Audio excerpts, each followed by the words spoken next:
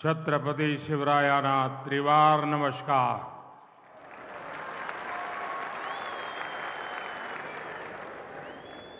महाराष्ट्र के राज्यपाल श्रीमान रमेश बैस जी, यहाँ के कर्मठ मुख्यमंत्री श्रीमान एकनाथ शिंदे जी, उप मुख्यमंत्री देवेंद्र जी, अजीत जी, केंद्र और राज्य सरकार के मंत्रीगण, सांसदगण, विधायकगण और विशाल संख्या में हम सबको आशीर्वाद देने के लिए आए हुए मेरे परिवारजन, शिर्डीच्या या पावन भूमीला माझे कोटी कोटी नमन। 5 वर्षापूर्वी या पवित्र मंदिराला 100 वर्ष पूर्ण झालेले होते। तेव्हा मला साई दर्शनाची संधी मिळाली होती। आज यहां साईं बाबा के आशीर्वाद से 7,500 करोड़ रुपए के विकास कार्यों का भी शिलान्यास और लोकार्पण हुआ है। महाराष्ट्र को 5 दशक से जिस नीलवंडे डैम का इंतजार था, वो काम भी पूरा हुआ है और मेरा सौभाग्य है कि मुझे अभी वहां जल पूजन का सौभाग्य मिला। आज मंदिर से जुड़े जिन प्रोजेक्ट्स का लोकार्पण हुआ है, उनका शिलान्यास करने का अवसर भी मुझे ही मिला था। दर्शन क्यूब प्रोजेक्ट ये पूरा होने से देश भर के और विदेश के भी श्रद्धालुओं को बहुत आसानी होगी। साथियों, आज सुबह ही मुझे देश के एक अनमोल रत्न वारकरी संप्रदाय के वैभव हरिभक्त बाबा महाराज सातारकर के वैकुंठ गमन का दुखद समाचार मिला। उन्होंने कीर्तन प्रवचन के माध्यम से जो समाज जागरण का काम किया, वो आने वाली पीढ़ियों को सदियों तक प्रेरणा देगा। उनका बात करने का सरल तरीका, उनकी प्रेम पूर्वक वाणी, उनकी शैली लोगों का मन मोह लेती थी। उनकी वाणी में जय जय राम कृष्ण हरि भजन का अद्भुत ही प्रभाव हमने देखा। मैं बाबा महाराज सातारकर जी को भावभीनी श्रद्धांजलि अर्पण करता हूं। मेरे परिवारजनों, देश को गरीबी से मुक्ति मिले, गरीब से गरीब परिवार को आगे बढ़ने का अवसर मिले, यही सच्चा सामाजिक न्याय है। हमारी सरकार सबका साथ, सबका विकास के मंत्र पर चलती है। हमारी डबल इंजन सरकार की सर्वोच्च प्राथमिकता गरीब कल्याण है। आज जब देश की अर्थव्यवस्था बढ़ रही है तो गरीब कल्याण के लिए सरकार का बजट भी बढ़ रहा है। आज महाराष्ट्र में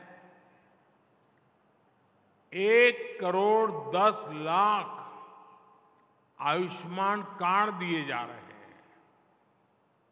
ऐसे सभी कार्ड धारकों को 5 लाख रुपए के मुफ्त इलाज की गारंटी है। आयुष्मान भारत योजना के तहत गरीबों को मुफ्त इलाज देने के देश ने 70,000 करोड़ रुपए खर्च किए हैं।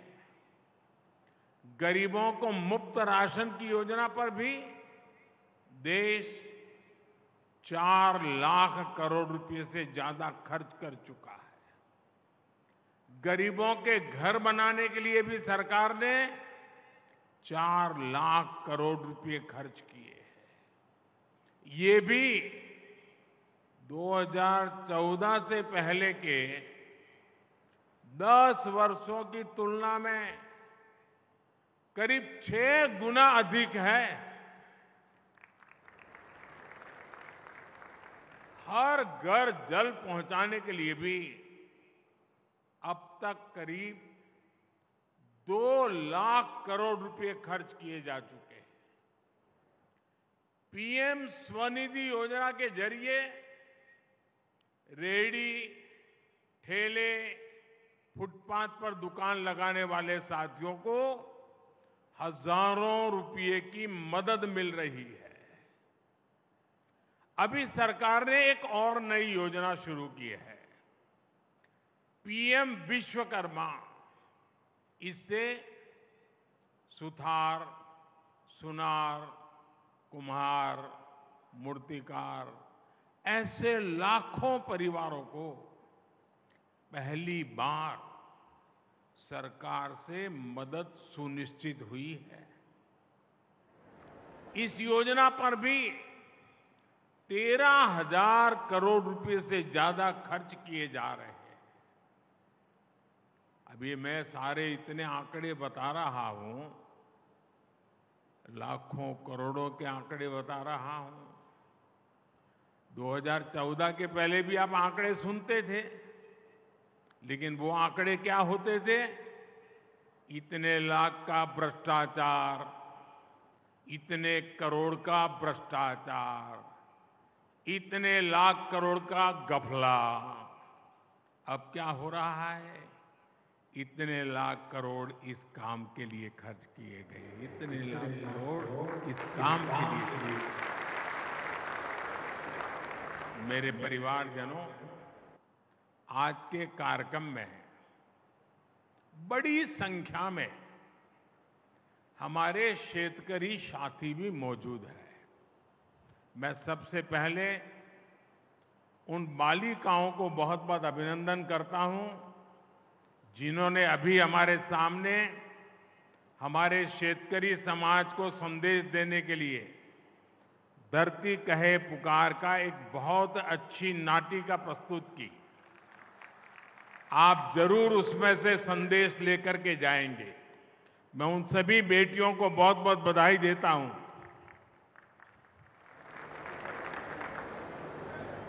मेरे परिवारजनों, पहले किसानों की सूद कोई नहीं लेता था। हमने पीएम किसान सम्मान निधि इन मेरे शेतकरी भाई बहनों के लिए शुरू की। इसकी मदद से देश भर के करोड़ों छोटे किसानों को 2,60,000 करोड़ रुपए दिए गए हैं। यहां महाराष्ट्र के छोटे किसानों के बैंक खातों में भी सीधे 26,000 करोड़ रुपए ट्रांसफर हुए हैं। मुझे इस बात की खुशी है कि महाराष्ट्र सरकार ने नमो शेतकरी महासम्मान निधि योजना शुरू की है। इसके तहत महाराष्ट्र के शेतकरी परिवारों को 6,000 रुपये और अतिरिक्त दिए जाएंगे। यानी अब यहां के छोटे किसानों को सम्मान निधि के 12,000 रुपया मिलेंगे।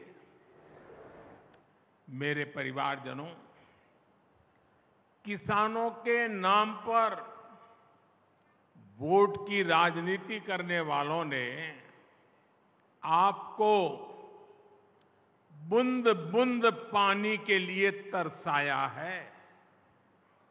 आज नीलवंडे परियोजना पर जल पूजा हुई है।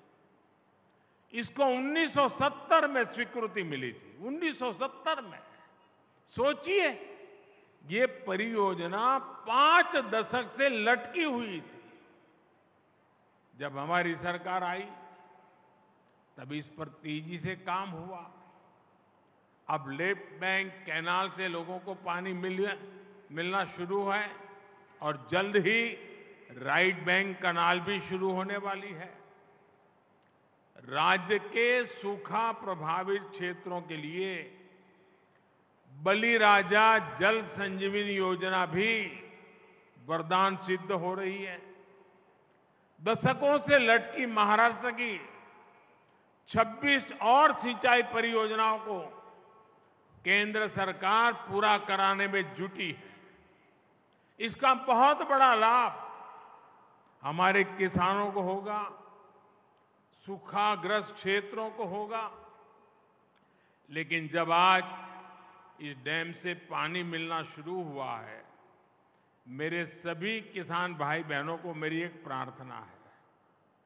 ये पानी परमात्मा का प्रसाद है। एक बूंद भी पानी बर्बाद नहीं होना चाहिए। पर ड्रॉप मोर क्रॉप। जितनी भी आधुनिक टेक्नोलॉजी है उसका हमने उपयोग करना चाहिए। मेरे परिवारजनों, हम सच्ची नियत से किसान के सशक्तिकरण में जुटे हैं।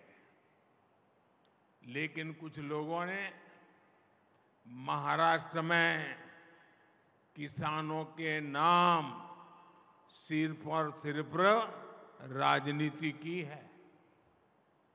महाराष्ट्र के एक वरिष्ठ नेता केंद्र सरकार में कई वर्षों तक कृषि मंत्री रहे हैं। वैसे व्यक्तिगत रूप से तो मैं उनका सम्मान भी करता हूं, लेकिन उन्होंने किसान के लिए क्या किया? 7 साल के अपने कार्यकाल में उन्होंने देश भर के किसानों से सिर्फ, यह आंकड़ा याद रखना, 7 साल में देश भर के किसानों से सिर्फ 3.5 लाख करोड़ रुपए का एमएसपी पर अनाज खरीदा। जबकि हमारी सरकार 7 वर्षों में एमएसपी के रूप में इतने ही समय में 13.5 लाख करोड़ रुपए किसानों को दे चुकी है। 2014 से पहले दलहन और तिलहन ये किसानों को सिर्फ 500-600 करोड़ रुपए की खरीद एमएसपी पर होती थी। 500-600 करोड़। जबकि हमारी सरकार 1,15,000 करोड़ रुपए से ज्यादा दलहन और तिलहन किसानों के बैंक खातों में दे चुकी है। जब वे कृषि मंत्री थे तब किसानों को अपने पैसे के लिए भी बिचौलियों के भरोसे रहना पड़ता था। महीनों महीनों तक किसानों को पेमेंट नहीं होती थी।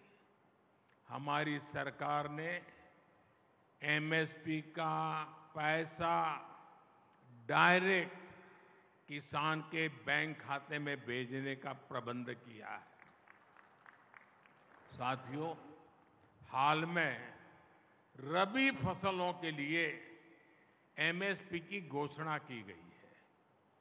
चने के एमएसपी में 105 रुपये, गेहूं और कुसुम के एमएसपी में 150 रुपये की बढ़ोतरी की गई है।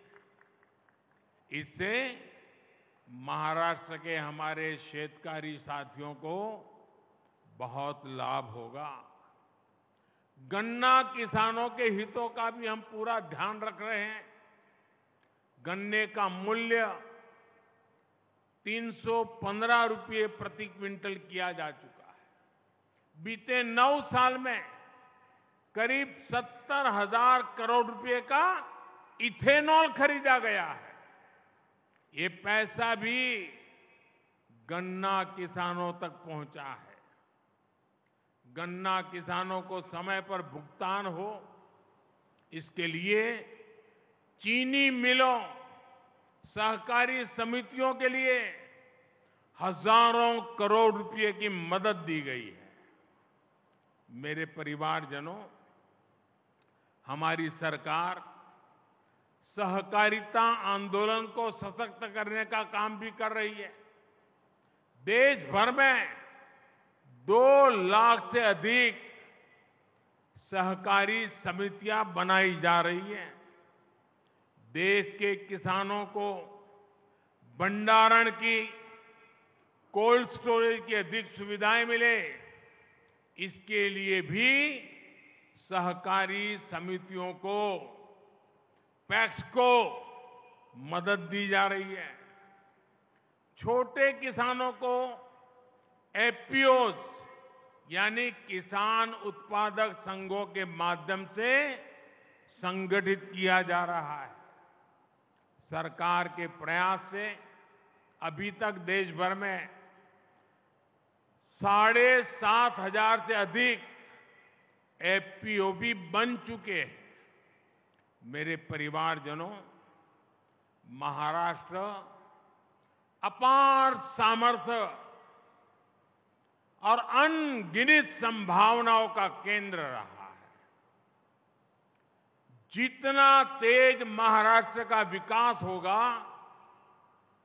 उतनी ही तेजी से भारत विकसित होगा। कुछ महीनों पहले मुझे मुंबई और शिरडी को कनेक्ट करने वाली वंदे भारत ट्रेन को हरी झंडी दिखाने का अवसर मिला था। महाराष्ट्र में रेलवे के विस्तार का ये सिलसिला लगातार जारी है।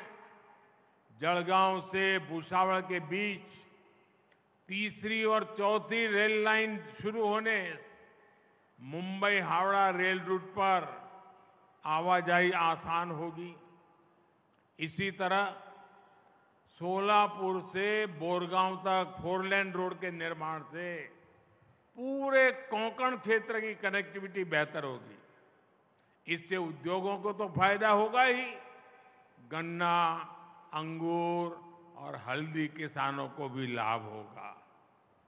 ये कनेक्टिविटी सिर्फ ट्रांसपोर्ट का नहीं, बल्कि प्रगति और सामाजिक विकास का भी नया रास्ता बनाएगी। एक बार फिर आप इतनी बड़ी तादाद में आशीर्वाद देने आए, मैं हृदय से आप सबका बहुत बहुत आभार व्यक्त करता हूं। और आओ हम मिलकर के 2047 2047 जब आजादी के 100 साल होंगे, दुनिया में भारत का नाम विकसित भारत के रूप में होगा। ये संकल्प लेकर के चले। बहुत बहुत धन्यवाद।